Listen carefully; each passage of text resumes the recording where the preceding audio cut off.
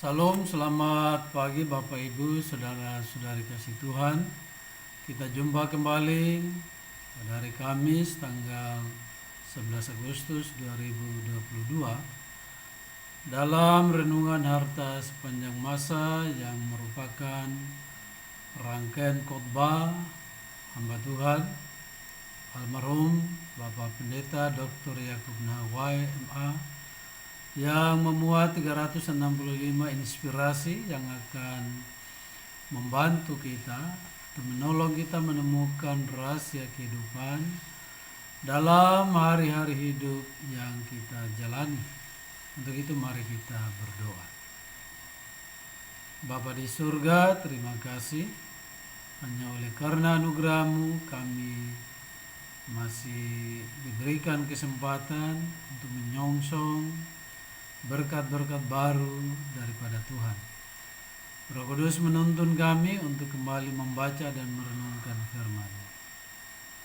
Roh Kudus pula menguasai seluruh kehidupan kami, tempat dimanapun kami berada, sehingga firman Tuhan dapat kami mengerti, dapat kami pahami dan lakukan dalam perjalanan kehidupan kami. Terima kasih Bapa di surga, dalam nama Tuhan Yesus kami berdoa. Amin. Firman Tuhan terambil dari Filipi 4 ayat 8 yang menyatakan, jadi akhirnya saudara-saudara, semua yang benar, semua yang mulia, semua yang adil, semua yang suci, semua yang manis, semua yang sedap didengar, semua yang disebut kebajikan dan patut dipuji, pikirkanlah semuanya itu. Judul renungan bagi kita, jangan pikirkan hal-hal yang membuat Anda khawatir. Sekali lagi, jangan pikirkan hal-hal yang membuat Anda khawatir. Alkitab dengan tegas menekankan pentingnya pikiran yang benar. Pikiran yang jahat mendukakan Allah dan membawa kehancuran dalam hidup manusia. Ketika dilihat Tuhan bahwa kejahatan manusia besar di bumi dan bahwa segala kecenderungan hatinya selalu membuahkan kejahatan semata-mata, maka menyesallah Tuhan bahwa Ia telah menjadikan manusia di bumi, dan hal itu memilukan hatinya. Kejadian 6 ayat 5 dan 6. Alkitab juga mengatakan pada kita, hikmat adalah sesuatu yang penting. Karena itu milikilah hikmat. Amsal 4 ayat 7. Melalui hikmat rumah dibangun dan melalui pengertian rumah diperlengkapi. Amsal 23 ayat 3. Orang yang mencintai pengertian begitu berbeda dengan orang jahat dan bebal.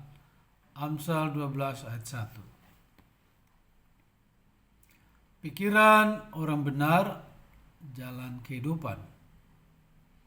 Sedangkan pikiran orang jahat membawa kepada kehancuran dan kebinasaan. Amsal 12 ayat 5. Itu berarti pikiran yang benar datang dari Allah dan firman-Nya, menuntun manusia kepada kebahagiaan, sejahtera, dan kepada hal-hal yang membuat hidupnya beruntung.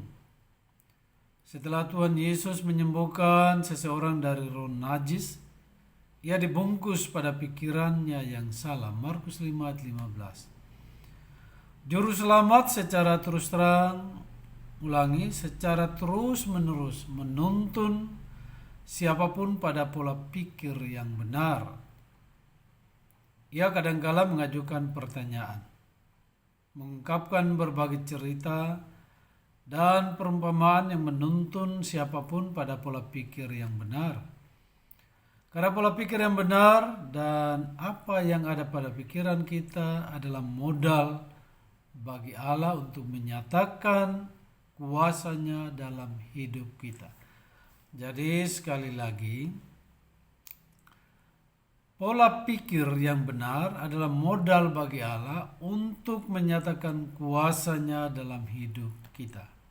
Dalam perjanjian baru, berbagai nasihat untuk menaklukkan pikiran pada ketaatan pada Yesus Kristus, 2 Korintus 10 ayat 5. Anjuran yang lain adalah, hendaklah kamu dalam hidupmu bersama menaruh pikiran dan perasaan yang terdapat juga dalam Kristus Yesus. Filipi 2 ayat 5. Anjuran yang lain adalah apa yang dikatakan Rasul Paulus kepada jemaat di kota Roma. Roma 12 ayat 1 dan 2. Mengisi pikiran dengan hal-hal yang baik dan memperbaruinya secara terus-menerus melalui doa, meditasi, dan merenungkan firman Tuhan adalah kewajiban kita. Kunci pada pikiran kita tidak ada pada tangan orang lain, tetapi tangan kita sendiri. Jadi kita dapat mengisinya dengan sampah kehidupan atau hal-hal yang mulia, indah, sedap didengar, yang suci, dan yang membahagiakan kita. Sampah kehidupan yang bernama khawatir, takut, putus asa, kenajisan, dan segala hal yang membuat kita jauh dari Tuhan tidak boleh diizinkan masuk dalam pikiran dan hati kita. Kita juga tidak boleh memikirkan sesuatu yang menciptakan ketakutan dan kekhawatiran dalam hidup kita. Apalagi saat-saat ini COVID-19 masih terus merajalela atau bermutasi. Hal-hal yang di luar jangkauan kita, di luar kemampuan kita, biasanya sumber kekhawatiran kita jika kita relakan menguasai pikiran kita. Keran untuk mensyukuri berkat-berkat Tuhan yang ada pada genggaman kita akan membebaskan kita dari beban-beban kehidupan yang adalah sumber kekhawatiran kita. Berpikirlah demikian rupa sehingga Anda bebas dari kekhawatiran dan ketakutan yang merupakan musuh kehidupan. Ingat, kekhawatiran dan ketakutan adalah musuh kehidupan setiap orang percaya. Tidak dapat disangkal bahwa apa yang ada pada pikiran kita membuat kita senang atau susah. Dan sekali lagi, apa yang dalam pikiran kita itu bisa membuat kita senang ataupun susah. Demikian firman Tuhan untuk kita pada hari ini. Mari kita berdoa.